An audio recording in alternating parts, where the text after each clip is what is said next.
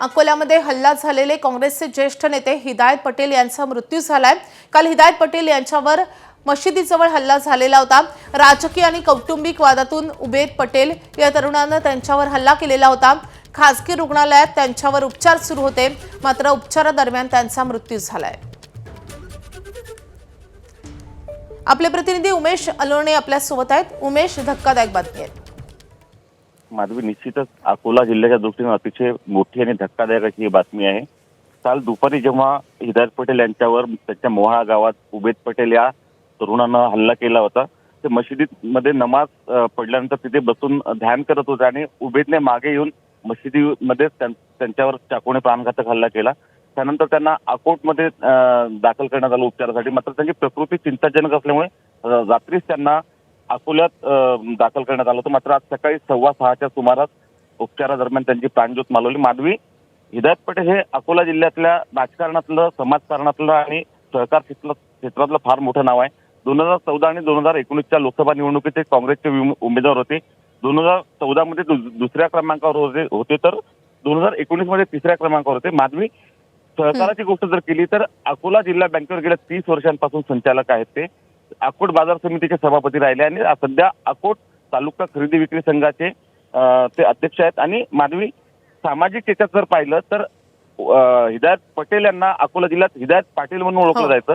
हिंदू आणि मुस्लिमांना जोडणारा मोठा नेता, एक अतिशय उमदा असा नेता होता। आणि अकोट तालुक्यातल्या अनेक म्हणजे विशेषतः मराठा समाजामध्ये कोणतेही लग्न हे हिदायत पटेल यांच्या मध्यस्थीशिवाय पूर्ण होत नव्हतं। मोहाळा हे त्यांचं गाव आहे। प्रत्येक घराशी कनेक्ट असलेला, अतिशय कौटुंबिक संबंध जपणारा हा नेता होता। आणि अकोला जिल्ह्यात त्यांच्या निधनानं सामाजिक, राजकीय आणि सहकार क्षेत्राचे मोठं नुकसान झालेलं आहे। उबेद पटेल जो आहे मारेकरी, त्याला रात्रीच पोलिसांनी अकोट तालुक्यातल्या पणस गावातून अटक केलेली आहे।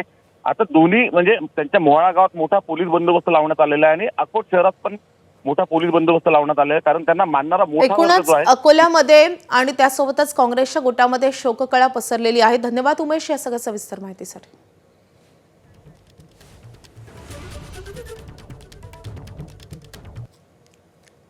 तर हिदायत पटेल कोण होते, आपण ग्राफिक्सच्या माध्यमातून पाहतोय। प्रदेश काँग्रेसचे उपाध्यक्ष राहिलेले आहेत। अकोल्यातील काँग्रेसचा मुस्लिम चेहरा।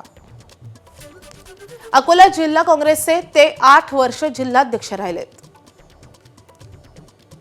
2014 आणि 2019 मध्ये ते काँग्रेसचे लोकसभेचे उमेदवार होते। हिदायत पटेलांचं सहकारातही मोठं नाव आहे। 25 वर्षांपासून ते जिल्हा बँकेचे संचालक आहेत। सध्या अकोट तालुका सहकारी खरेदी विक्री संघाचे अध्यक्ष म्हणून ते काम पाहत होते। 35 वर्षांपासून अकोट बाजार समितीचे माजी सभापती ते राहिलेत आणि सध्या संचालक होते।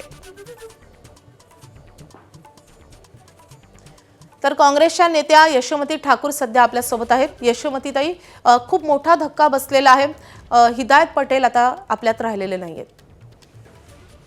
हो, आमच्यासाठी फार मोठा धक्का आहे। अतिशय इमानदार, सालस आणि जमिनीवर राहणारा आमचा एक नेता अशा प्रकारे गुंडागर्दीमुळे ज्या ठिकाणी अजिबात पोलिसांचं लक्ष नाही आहे, आणि आजही फक्त एक माणूस त्यांनी पकडलेला आहे। बाकी पोलीस काय करतेय? बाकी सगळेजण त्या ठिकाणी जेलात टाकायला पाहिजे होते। आतापर्यंत त्यांच्यावर गुन्हे दाखल व्हायला पाहिजे होते, ते पकडल्या जायला पाहिजे होते। पण काँग्रेसचा माणूस आहे म्हणून बहुतेक आदरणीय देवेंद्र फडणवीस साहेब यांचं काही लक्ष नाही आहे। तसंही आम्ही सातत्यानं म्हणतोय की मुख्यमंत्री आणि होम मिनिस्टर हा वेगळा वेगळा असावा। दिन दहाडे एवढ्या मोठ्या माणसाला जर तिथं चाकू लागत असेल आणि अशी इजा होत असेल आणि असं जर म्हणजे सगळीकडचं काय व्यवस्थाच नाही आहे, काही मुख्यमंत्री साहेब आणि होम मिनिस्टर साहेब यांचं लक्षच नाही आणि यांचा दराराही नाही राहिलेला आहे। काही नाही, लोक सरास हातामध्ये चाकू घेऊन गुंडागर्दी करतायत, एक दुसऱ्याला मारतायत आणि होम मिनिस्टर साहेब मात्र इलेक्शन मध्ये बिझी आहेत। त्यांना काही घेणं देणं नाहीये या व्यवस्थेशी। या सगळ्या गोष्टीचा निषेध आहे। त्या ठिकाणी अकोल्यामध्ये जे काय वातावरण आता खराब झालेलं आहे, या सगळ्या गोष्टीला जबाबदार आदरणीय होम मिनिस्टर, आदरणीय मुख्यमंत्री हे आहेत। आणि त्यांचे जे मारेकरी आहेत त्यांना ताबडतोब पकडल्या गेलं पाहिजे, त्यांच्यावर गुन्हे दाखल झाले पाहिजे आणि त्यांच्या अंतिम संस्कार नीटनेटका झाला पाहिजे। धन्यवाद यशोमतीताई।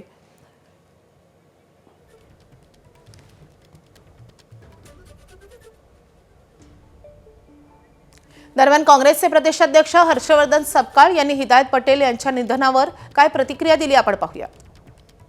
आम्ही या घटनेची निंदा करतो. त्यांच्या मानेला आणि शरीरावर इतर ठिकाणी चाकूनी मार लागला आहे.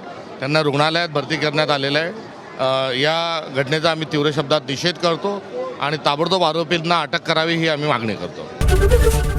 एबीपी माझा, उघडा डोळे बघा नीट.